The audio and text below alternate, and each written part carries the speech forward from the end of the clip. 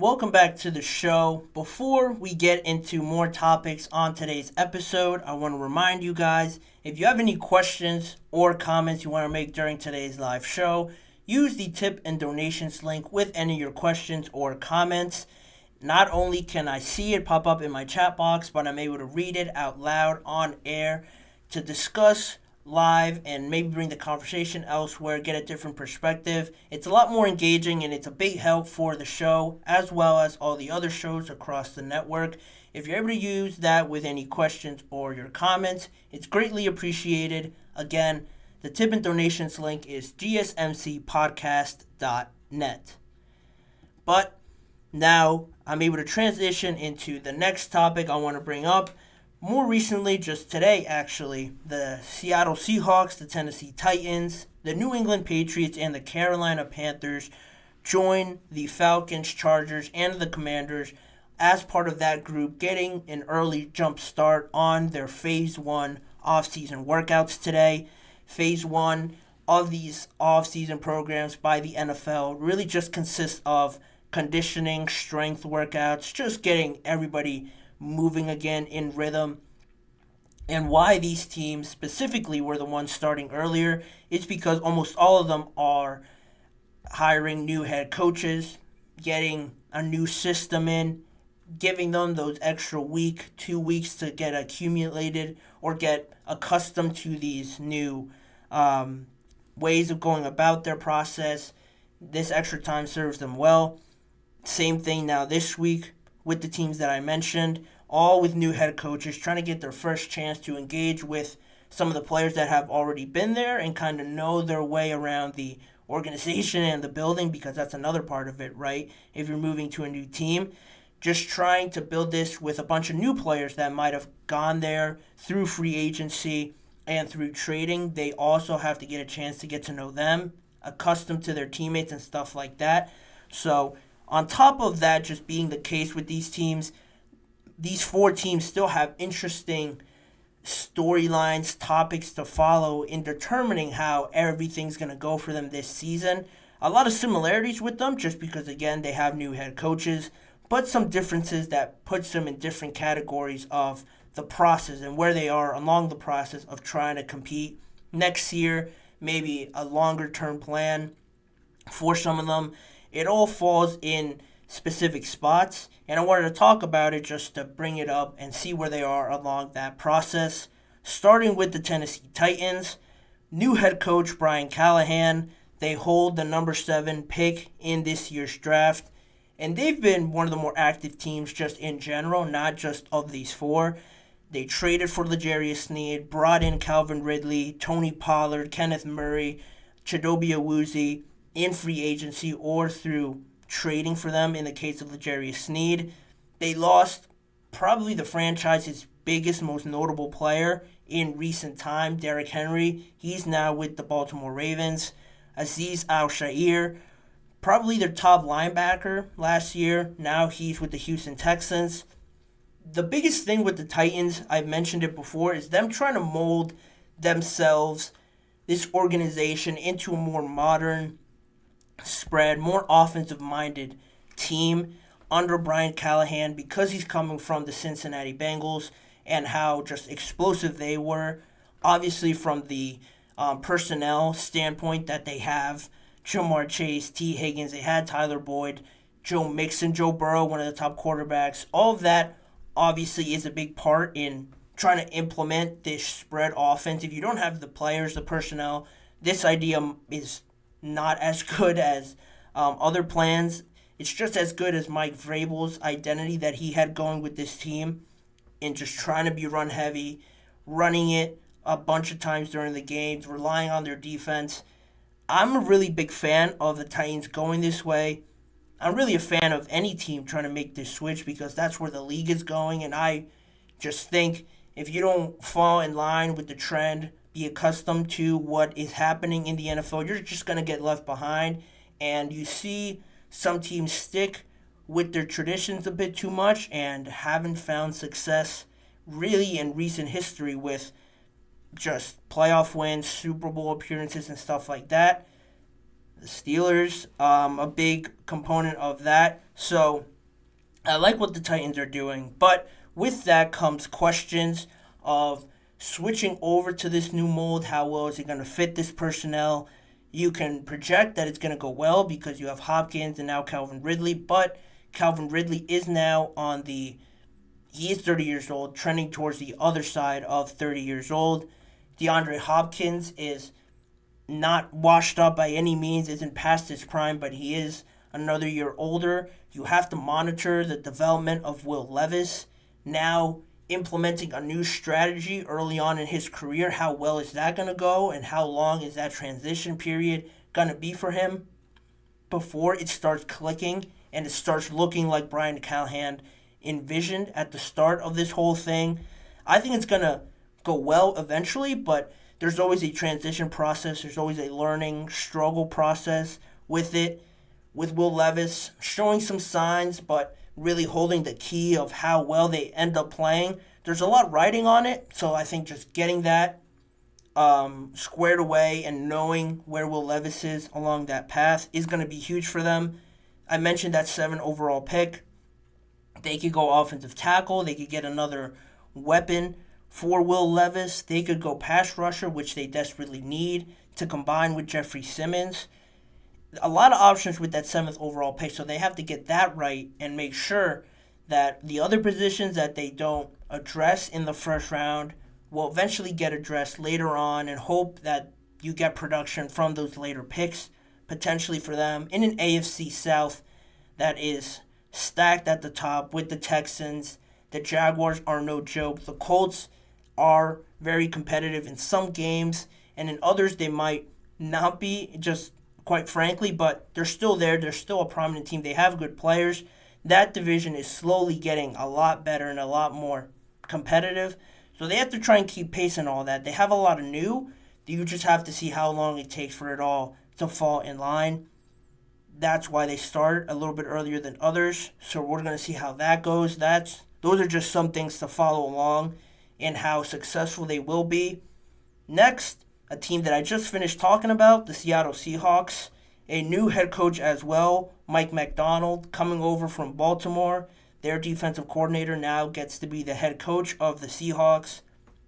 They didn't add too many pieces. They brought in Jerome Baker, Tyrell Dodson from the Bills, Rashawn Jenkins to address a little bit that secondary, Sam Howell to compete with Geno Smith. That's kind of a question you want to solve with all of this. Sam Howell was a first round pick by the Commanders, so people have seen something in him to draft him that high. He's not awful by any means, I'm not saying that, but it didn't really work out in Washington. I just personally feel that was more with the team that they had around him. Now in Seattle, I think you certainly get a little bit more of an upgrade offensively with DK Metcalf. Tyler Lockett is no joke. Jackson Smith and Jigba, like I mentioned, and Kenneth Walker as well. I think it's a bit more complete there, so if you were to bring in Sam Howell, I think it would go a little bit better. Of course, they have to address the offensive line. That's the biggest thing General Manager John Snyder touched on as one of the things they're trying to address in the draft. So you have that to figure out.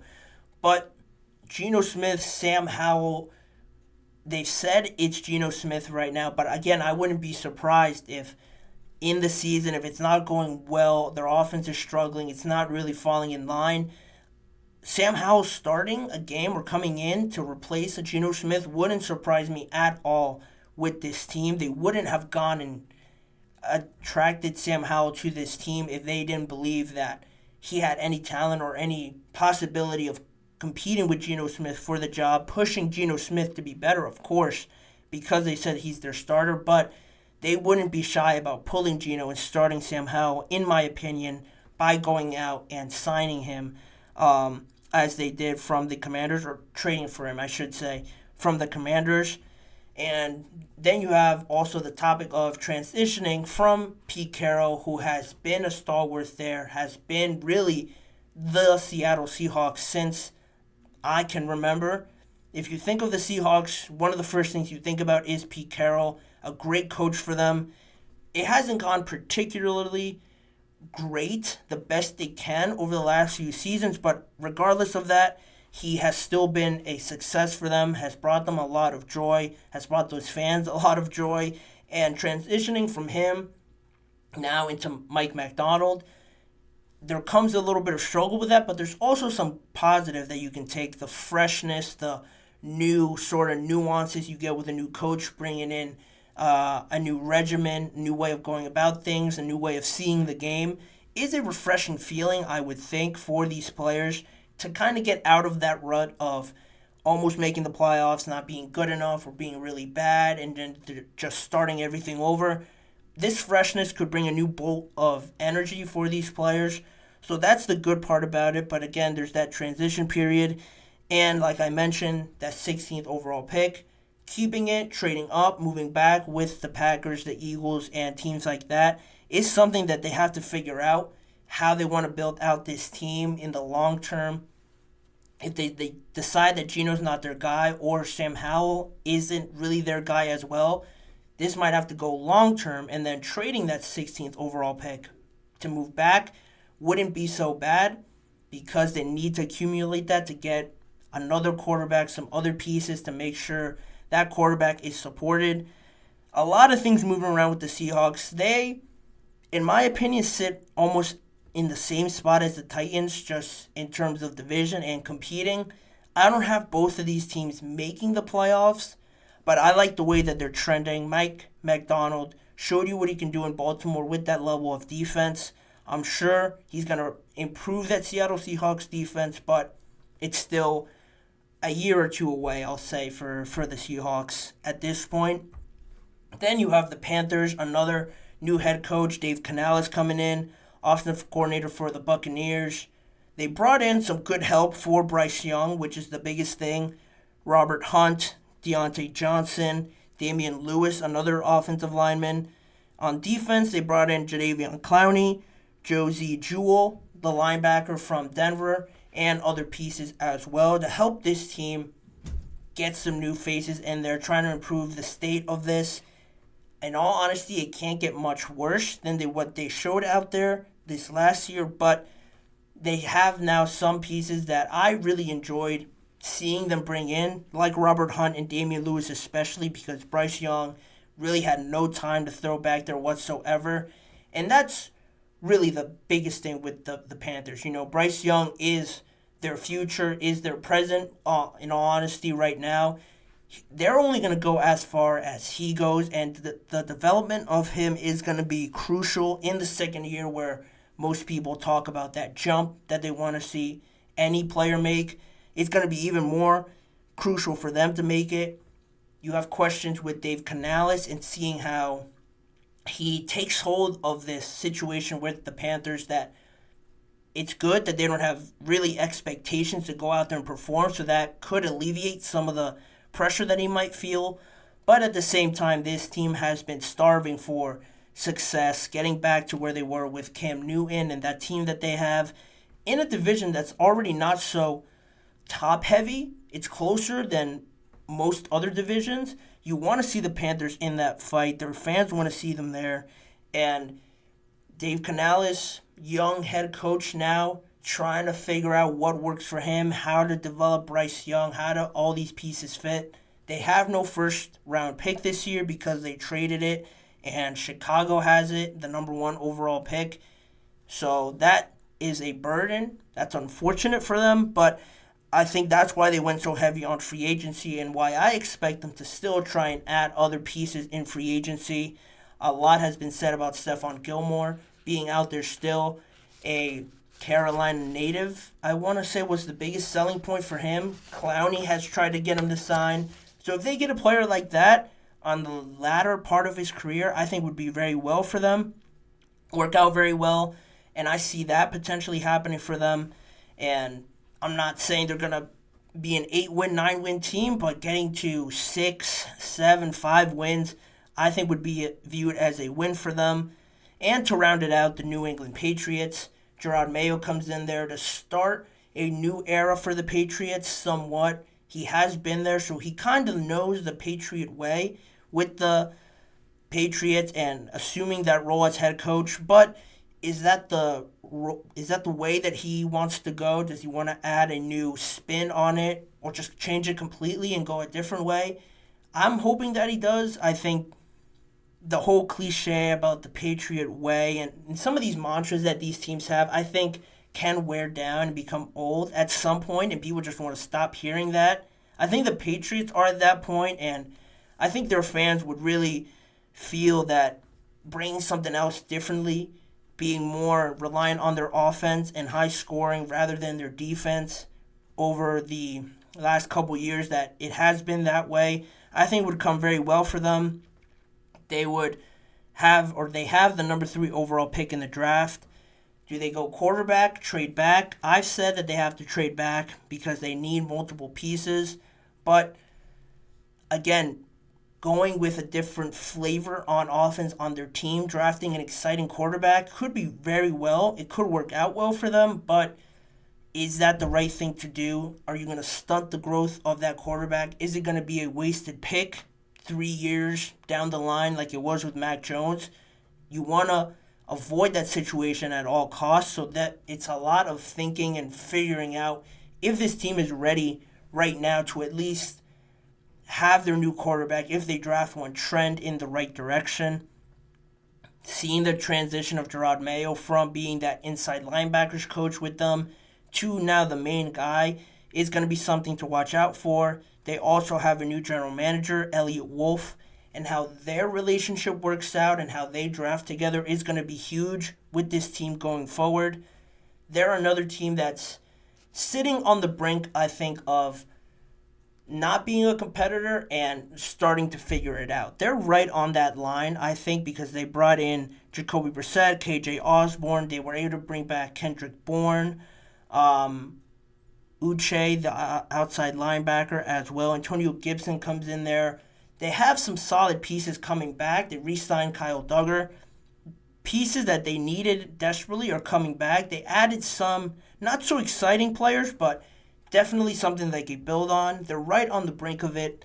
They're another team that's a year or two away from competing in that AFC East that right now it's between the Jets, the Dolphins, but either of those teams, because of how they're built right now, they're built to win now. And a year or two when the Patriots are getting there to being very competitive for that division, those other two teams could be losing players or moving on more of a transition period. So that's something to look out for with the Patriots.